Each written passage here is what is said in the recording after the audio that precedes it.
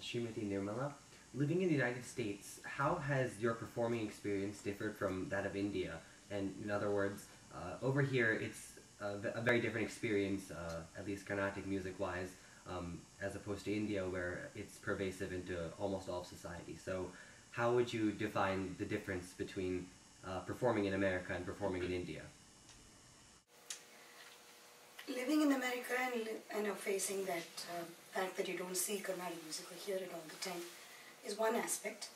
Performing, and that's another aspect. So I'll address both. The performing first.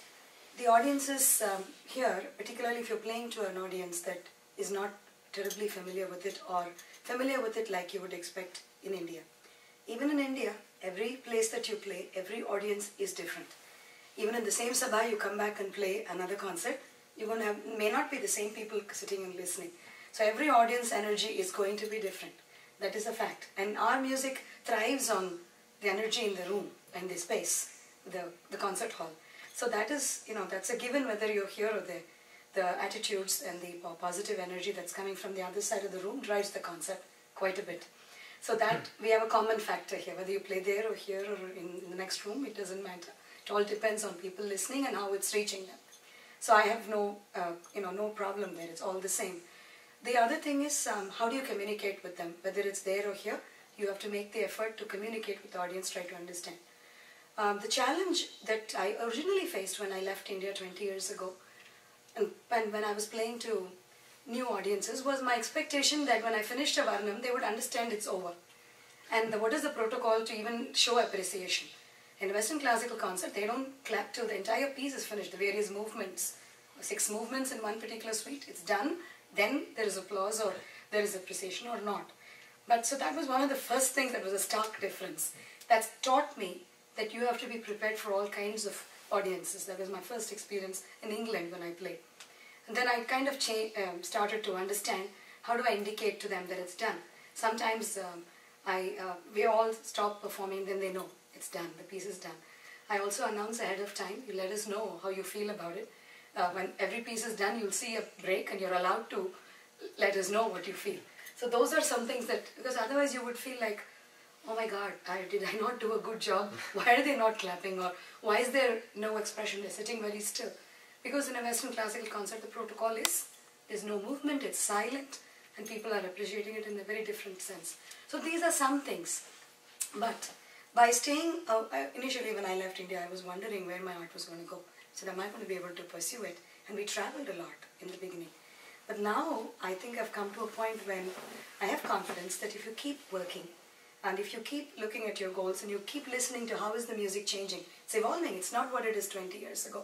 What is today's scene is very different. So we keep going back and performing. Luckily, we get those opportunities. So we're able to travel back and forth and play in India and other parts of the world. And I think I'm at a point where I can safely say it's given me confidence to pursue Veena as a full-time profession. Because I'm not right now working in my other area, which is computer science. Because that's what my master is in. But right now I'm doing this full-time and I'm able to do it full-time. Of course I love it with a passion. Like Ravi said, we have to have that intrinsic love to be able to sustain it among our peers, to feel that we are doing what we love to do. And we have to motivate ourselves to practice. Self-motivation is very important. You have to motivate yourself much more because you're not watching everyone every day playing. That's a very big difference. So you have to keep that pulse going, that rage going. I used to practice at 12, 1, 2 in the morning because I'm a mother, I have 2 children. And now they're older and I'm able to travel and do what I feel like. But when they were young, children fall sick and I had a full-time job. So I had 2 full-time jobs for many years. So it was all a learning experience. It's very doable. So it doesn't matter where you live. That's my bottom line. Ravi Anna, you are an experienced patron of the Cleveland Aradhana. So we were wondering, what advice do you have for students from anywhere that go there and compete? Do you advise them to focus on one piece for 6 months or just go all around?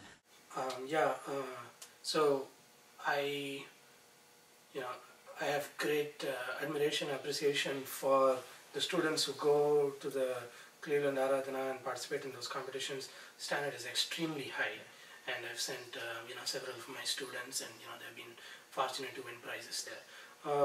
The way because the competition is so high, what sometimes I even recommend to students is you go 1 year and just watch how the other kids are performing, and that will tell you what level you need to be at the next year.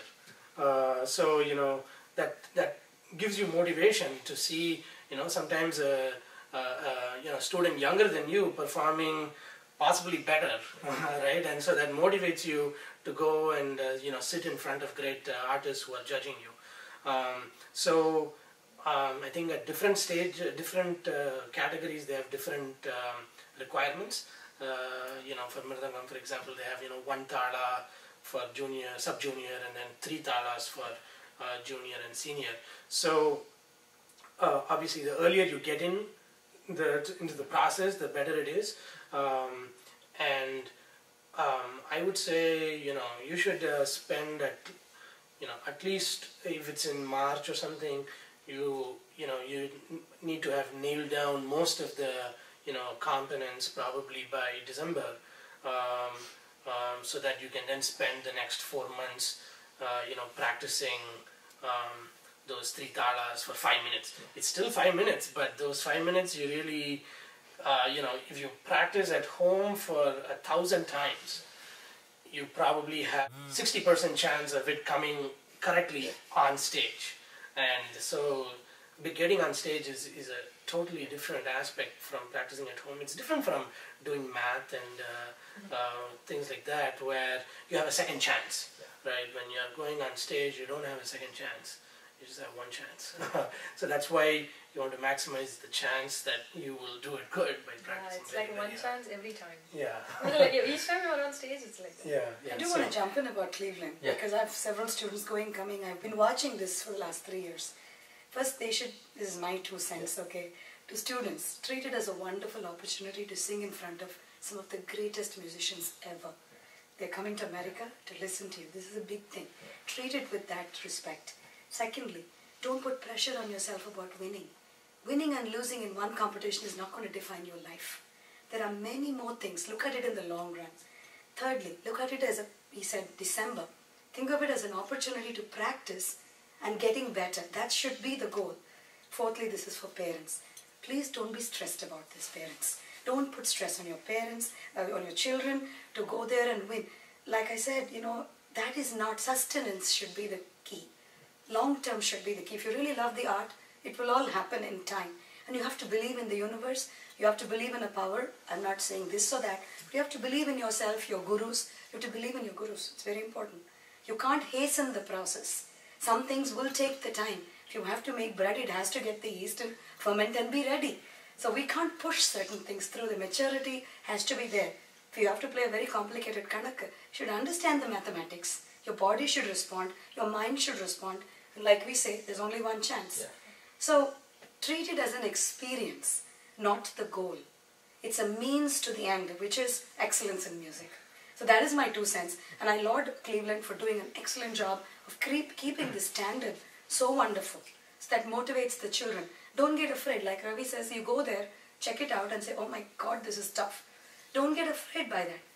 Just say, yeah, this is, if that person can do it, I can too. It should be motivational. It should be inspirational.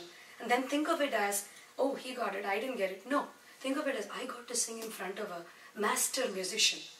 80 years of experience in the field. How can you even dream of sitting in front of them and singing or playing? This is all stuff dreams are made of. That should be the sort of core. coming to your earlier question, how different it is here from India. In India, a lot of these artists, you don't get a chance to go close to them, right? So, you are able to interact with them in person, talk to them, have an opportunity to play in front of them. I think more than anything, you should cherish that moment and enjoy the opportunity and enjoy what you're doing. I think, that's more than anything else. And if possible, competitions will keep coming. Yeah, if possible, do your best. Yeah. So that you don't have regrets later and it doesn't haunt you in your dreams. Oops, that Sangati didn't happen. If you practiced it 10 more times, it would have happened. Right? That phrase didn't work. All those regrets you should not have. So prepare yourself so you don't have regrets.